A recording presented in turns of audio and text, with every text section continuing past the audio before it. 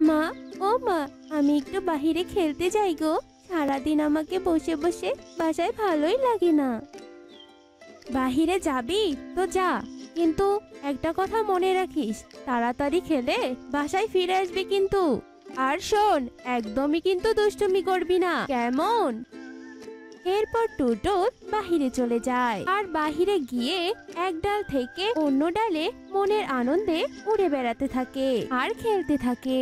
আর খেলতে খেলতে হঠাৎই তার সামনে এক দানবীয় ঈগল চলে আসে।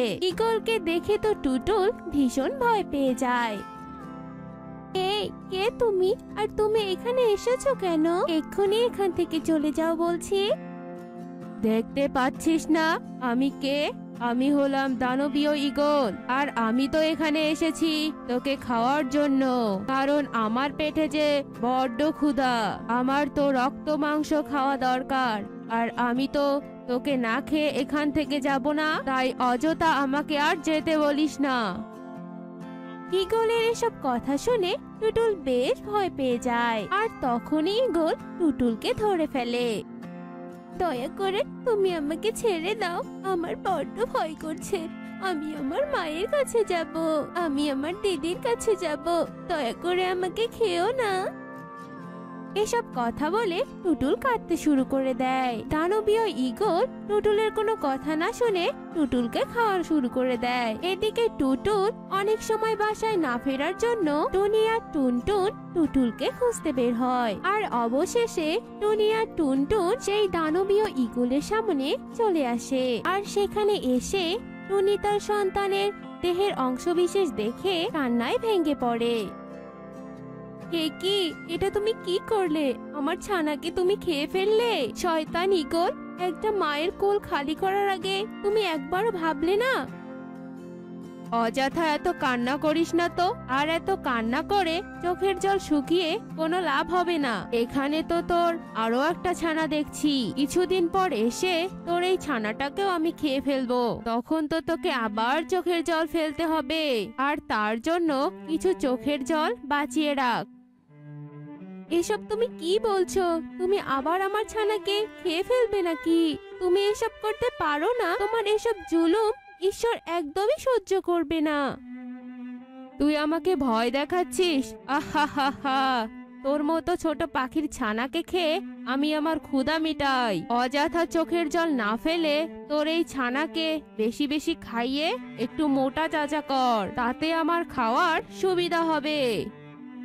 এসব কথা বলে দানবীয় ঈগল হাসতে হাসতে সেখান থেকে উড়ে যায়। এদিকে টুনি আর টুনটুন টুটুলকে হারিয়ে ভীষণ কষ্ট পায়। টুনি তার ছানা টুনটুনকে হারানোর ভয়ে চোখের জল ফেলতে থাকে। মা, ও মা, তুমি আবার কাঁদছো?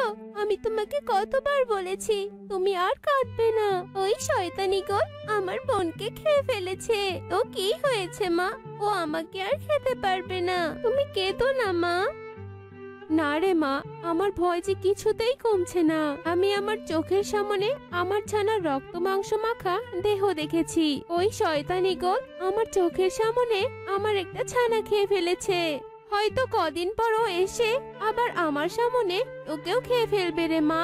আর তখন আমার কিছুই করার থাকবে না। তখন অসহায় হয়ে ছানার মৃত্যু দেখতে হবে। তাই চোখের জল ফেলা ছাড়া আর কি করবো রে মা? টুনির এসব কথা শেষ হতে না হতেই এখানে একটা পেঁচা চলে আসে আর টুনির কথা শুনে বলে, উপায় আছে তো, আর সেটা হলো ঈগলকে হত্যা করা। আর ঈগলকে হত্যা করতে পারলেই তোমার ছানার পাশাপাশি অন্য পাখির ছানাগুলোও বেঁচে যাবে।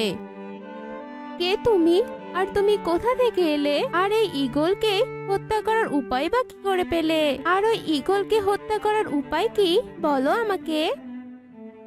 আমি হলাম জ্যোতিষী পেঁচা, আর আমি অনেক দূরের জঙ্গল থেকে এখানে এসেছি তোমার মেয়েকে খুঁজতে খুঁজতে। কারণ ওই ঈগলের পরবর্তী শিকার যে তোমার মেয়ে, আর তোমার মেয়েই পাবে ওই ঈগলকে হত্যা করতে। তাই নাকি? আমি ওই ঈগলকে হত্যা করতে পারবো? আমি তো ছোট্ট একটা পাখি, আমি ওই অত বড় ঈগলকে হত্যা করব কি করে? কি উপায়ে হত্যা করব তুমি কি জানো?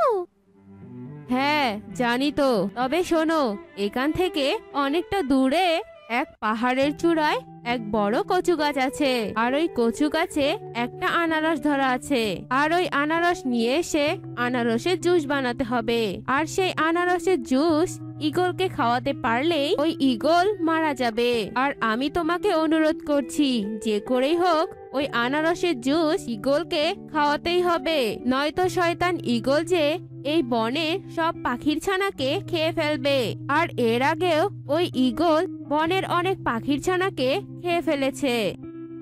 না, আমি যেই করে হোক ওই ঈগলকে হত্যা করবই। ও আর কোনো পাখির ছানাকে খেতে পারবে না। তবে আমি চললাম ওই কচুর গাছের আনারস আনতে। দাঁড়াও বাছা, তুমি ওই দূরের পাহাড়ে একা একা যেতে পারবে না, তাই আমি তোমাকে সেখানে পৌঁছে দেওয়ার ব্যবস্থা করছি। এ কথা বলে পেঁচা একটা মাদুর পেতে দেয়। এই মাদুরে ওঠো বাছা, এই মাদুরই তোমায় সেখানে পৌঁছে দিবে। আর এই মাদুরের সাহায্যেই তুমি আবার বাসায় ফিরে আসতে পারবে। এরপর টুনটুন মাদুরে ওঠে, আর নিমিষেই মাদুরটা উঠতে থাকে। আর উঠতে উঠতেই মাদুরটা পাহাড়ের চূড়ায় পৌঁছে যায়।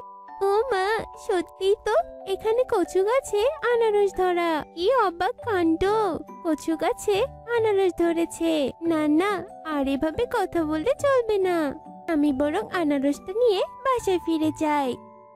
এরপর টুনটুন আনারসটা নেয় আর মাদুরের সাহায্যে বাসায় ফিরে যায়। আর বাসায় ফিরে আনারসটা জ্যোতিষী পেঁচার কাছে দেয়। পেঁচা সেই আনারসটা দিয়ে জুস বানায়। তারপর পেঁচা টুনটুনকে ঈগলের গুহার পথ দেখিয়ে দেয়। আর টুনটুন আনারসের জুস নিয়ে ঈগলের গুহায় চলে আসে। এ কি, এ তো মেঘ না চাইতেই বৃষ্টি। শিকার তো দেখছি নিজেই আমার গুহায় এসে হাজির। হ্যাঁ, এলাম। তুমি তো আমাকেই খাবে, তো ভয় করে লাভ কি? আমাকে তো মরতেই হবে, তাই নিজেই চলে এলাম। কিন্তু মরার আগে তোমার মুখে স্বাদ বাড়ানোর জন্য এই জুসটা নিয়ে এসেছি। এটা খেলে তোমার মুখে স্বাদ বাড়বে, আর তুমি আমাকে খেয়ে অনেক মজা পাবে। তাই নাকি? তবে দে, তাড়াতাড়ি জুসটা খেয়ে নেই। এ কথা বলে ঈগল টুনটুনের কাছ থেকে জুসটা নিয়ে খেয়ে ফেলে। আর সাথে সাথে ঈগল সেখানেই মারা যায়। আর টুনটুন তার মায়ের কাছে ফিরে আসে। আর টুনি তার ছানাকে নিয়ে নিশ্চিন্তে দিন কাটাতে থাকে। আর এরপর থেকে ওই জঙ্গলে আর কোনো পাখির ছানা মারা যেত না।